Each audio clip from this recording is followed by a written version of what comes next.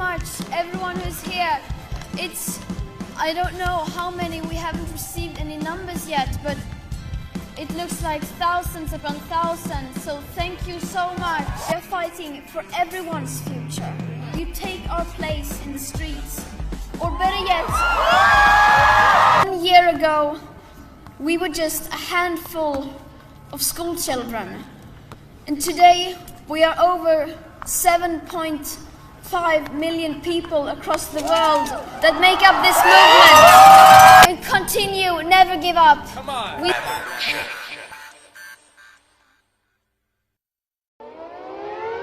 This is not a drill. My name is Greta Thunberg. Okay, so yeah, my name's Roger. I'm a co-founder of Extinction Rebellion.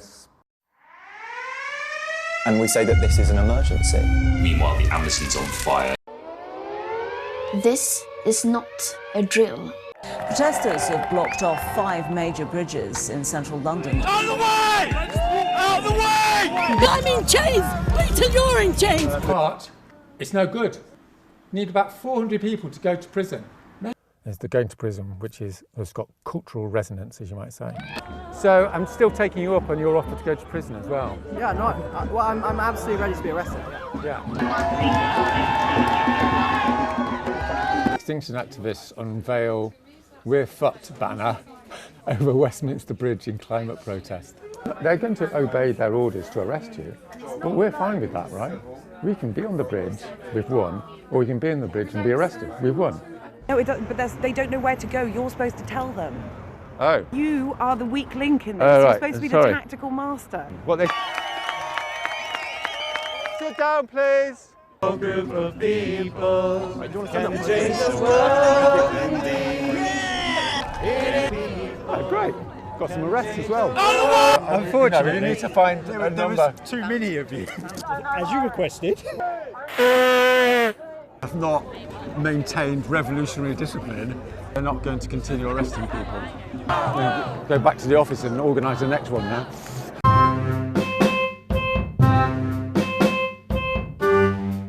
You hear a lot of stuff. You see greenhouse gases are warming the globe. Sunspots actually cause the warming. These are actually the sunspots from Tuesday, that we're in ice age, that the glaciers are melting, sea level is rising, CO2 is natural. CO2 was a lot higher in the past. CO2 was a lot lower in the past. That the Earth is a lot warmer in the past.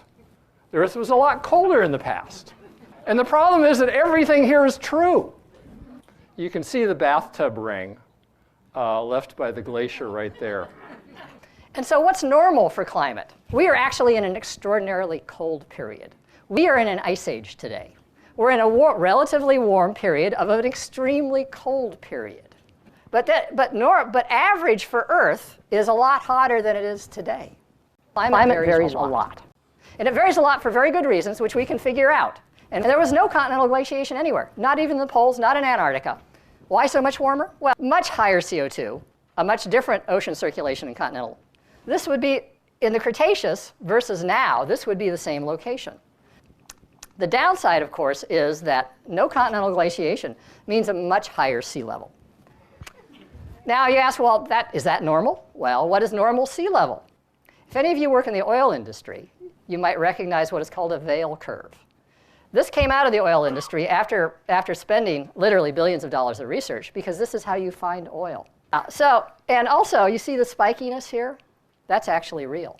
Sea level is actually highly variable, and not just from melting glaciers. It turns out that the mid-ocean ridges, where most of the volcanism occurs, this plate tectonic stuff, the plates actually move around, they actually vary quite a bit. And when the mid-ocean ridges decide to crank up and expand and create plate faster, they actually expand. If they expand, there's no other place for the water to go except into your homes and gardens. And this occurs on, this is geologic time again, so it occurs on like a million-year time scale. So, don't go out and sell your waterfront property. You have to recognize that this is the sort of thing that happens. Very steady, very sharp drop in the average temperature of the globe. This trend has continued and it's been very steady. And what happens is that it's climaxed in a series of glaciations. In the last million years, these glaciations have greatly intensified. And so you're getting bigger swings in climate as it gets colder. And so what we're living in is a relatively warm period of what is an incredibly cold period. So this is the last 400,000 years. It's okay, though. Last glacial maximum was 18,000 years ago. Last glacial maximum, you had a mile-thick glacier. You had continuous sea ice down to Cape Hatteras in the winter. And you had continuous summer sea ice all the way along the continents. So what caused the Ice Age? India collided with China and created the Tibetan Plateau. And lost about 80% of the carbon that was in the Cretaceous atmosphere. This has basically made the climate vulnerable to small changes in solar energy inputs. These small changes are caused by orbital variations. But since you don't have as much greenhouse gas in the atmosphere, it makes it more difficult to distribute heat across the planet. You're not going to distribute the heat into the polar regions. And if you drop the solar input to the polar regions, you're going to end up getting glaciers. And so what happens is that the glaciers are triggered by variations in the Earth's orbit.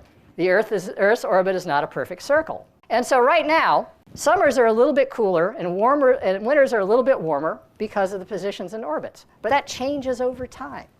The guy who puzzled this all out was a Serbian mathematics professor called Milenkovic. And what he found was that the orbit of the Earth's orbit actually affects the amount of sunlight you get tremendously. And it turns out that that just lines up with the relative cold and hot in the climate. Orbital changes absolutely dominated our climate for the last 500,000 years. All that is driven by orbital changes, because this is what absolutely has dominated our climate for the last 500,000 years. So what should be happening is we should be dropping into the next ice age. The problem is us and greenhouse gases, CO2 and methane. Very carbon-intensive sorts of agriculture. Nothing is a better methane producer than a herd of beef cattle. The other thing is rice cultivation. These terraces are 3,000 years old in the Philippines. And terracing dates back about 5,000 years. The limiting factor here is water. And so human input to the atmosphere started a long time ago. It's not just us in the industrial age, and cranked it up to about 280 parts per million. The problem is your solar input is still dropping. And so even though you're tossing in more carbon from burning more forests, and domesticating more livestock and making more rice paddies. Actually, things started to get colder back in the Middle Ages, simply because you couldn't keep up. We figured out how to get into fossil fuels. What we do now is we add about 9 gigatons a year almost all from fossil fuels. So let's talk about the noise, because you and I live in the noise. Within the big trends, there are a lot of short-term effects. Things like sunspots, Pacific decadal oscillation, southern oscillation, volcanic eruptions, all sorts of other things too. And all of these have an effect on short-term climate. We live up here in the spiky area. Let's pretend that short-term climate is driven by 4 things. The black line is the instrumental surface temperature record. We're just coming out of a very low sunspot cycle. Actually, the last 50 or 60 years, a historically low sunspot cycle. So things were actually slightly cooler because of low sunspots. But we're going into solar maximum right now. So sunspot cycle is cranking up. Sunspot cycle is cranking up. As a result, what's going to happen, I will predict, is for the next 4 or 5 years, you're going to have a succession of extremely hot years. It is about 390 parts per million. And so this is the GDP of the People's Republic. They decided, oh, well, why should we be poor anymore? And all these guys want the same sort of thing we want. Producing a gigawatt-sized coal-fired power plant every 2 weeks in China. Is the current climate normal? No, normal for Miami is to be under 80 meters of water.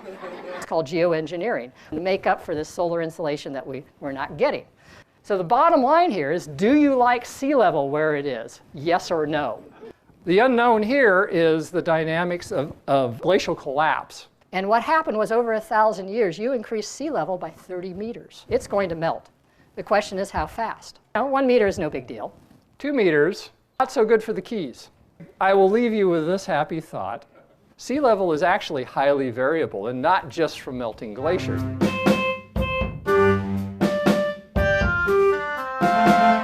1977, the worst winter in a century struck the United States. Climate experts believe the next ice age is on its way. According to recent evidence, it could come sooner than anyone had expected. At weather stations in the far north, temperatures have been dropping for 30 years. Within a lifetime, we might be living in the next ice age. Since concern for our weather has increased, the park wardens now take daily records of temperatures, wind, and solar radiation.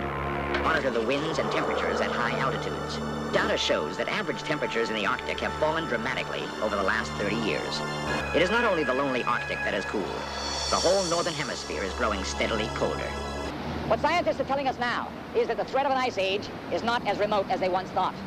During the lifetime of our grandchildren, Arctic cold and perpetual snow could turn most of the inhabitable portions of our planet into a polar desert. It is possible that we may enter into such a cold climate almost instantaneously in the very near future.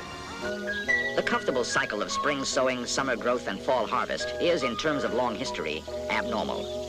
Only in the last 10,000 years has Earth enjoyed continuing warmth. Because of this, our population has exploded to 5 billion people. If the ice spreads over the continent again, it is here on Baffin Island in northern Canada that the mysterious process will begin.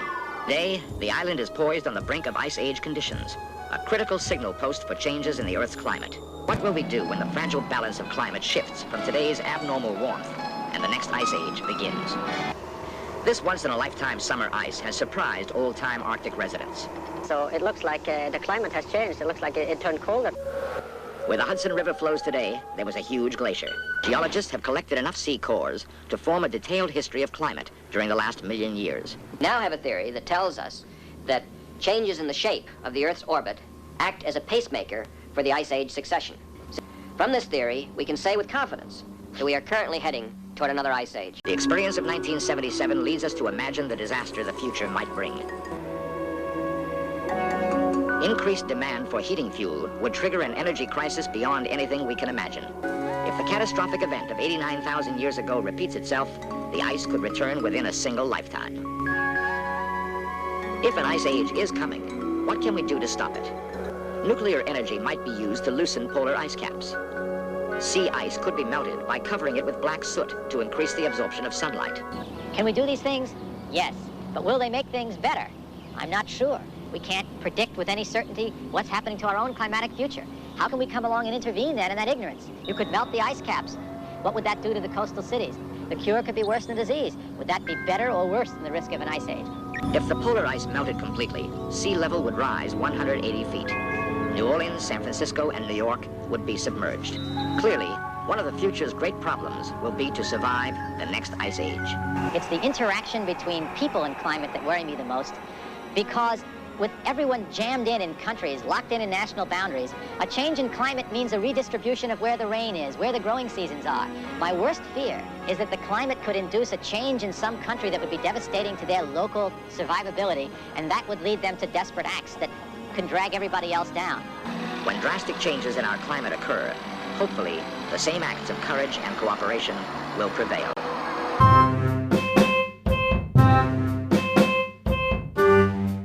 They say we children are exaggerating, that we are alarmists. Around the year 2030, if we continue with business as usual, we will likely be in a position where we may pass a number of tipping points. And then we might no longer be able to undo the irreversible climate breakdown. Thanks for watching.